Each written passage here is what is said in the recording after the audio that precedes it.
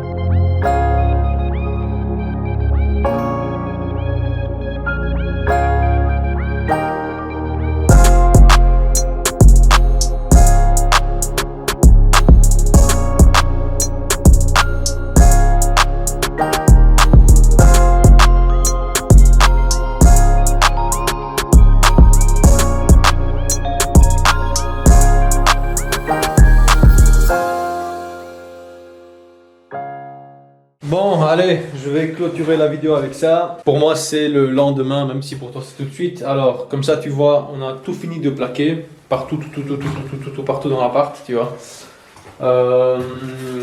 Voilà, même les champs, tu vois, très important.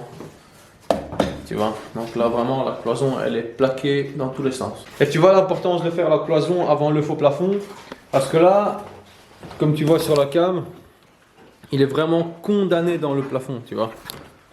Bref, je t'explique pas tout, si tu as vu toutes les vidéos, tu sais de quoi je parle. Donc là, c'est vraiment condamné dans le plafond, ce qui fait que là vraiment tu as un mur en fait. Là, c'est même plus une cloison, là c'est un mur, tu vois. Donc là, on est Bueno de chez Bueno, tu vois. Bon, pas d'autres spécificités à te dire, hein. Globalement, je pense que tu as tout vu, on a tout filmé. À la cuisine ici, on a juste fait un renfort en mousse PU parce que tu sais, tu as vraiment la poutrelle en béton, enfin la poutre en béton qui est là. Donc tu vois là où le vis s'arrête, en fait, c'est juste, on a su venir juste jusqu'ici avec la structure en métal. Et après là, on a collé à la mousse PU le 20 cm qui restait, donc ça c'est top, tu vois.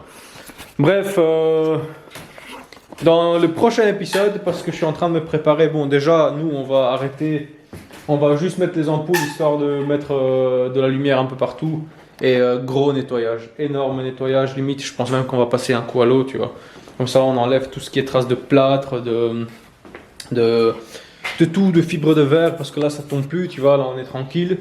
On va bien nettoyer, évacuer un max d'outils parce que on n'a plus besoin de certains outils. On va commencer un autre poste, c'est-à-dire bientôt on va traiter les murs, on va couler les sols, tu vois. D'ailleurs dans le prochain épisode ce sera traitement de tous les raccords, tu vois.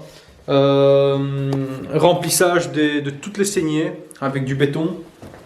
Et peut-être aussi je te filmerai comme je fais le petit mur ici. J'ai une petite tête de mur à faire, un pied de mur en bloc Ytong. Mais voilà, quoi qu'il arrive, prochain épisode, c'est pas des techniques, c'est toujours du parachèvement, du remplissage et tout ce qu'il faut faire dans un chantier quand tu fais tout de A à Z. Allez, si ça t'a plu, bah, n'hésite pas, like, commente, partage comme d'habitude. Tu sais que j'essaie de répondre à tout le monde, tu sais que j'essaie de communiquer avec vous. Donc voilà, si jamais tu as des questions, bah, n'hésite pas, pose-les. Si jamais il y a quelque chose que tu comprends pas, n'hésite pas à poser la question, tu vois. N'hésite pas avant de tirer des conclusions hâtives sur quelque chose qui te semble peut-être pas comme tu l'aurais fait ou quoi, bah, pose d'abord la question. Et moi je suis là pour te répondre. Regarde juste l'alignement. Regarde ça, l'alignement de la cloison. Regarde.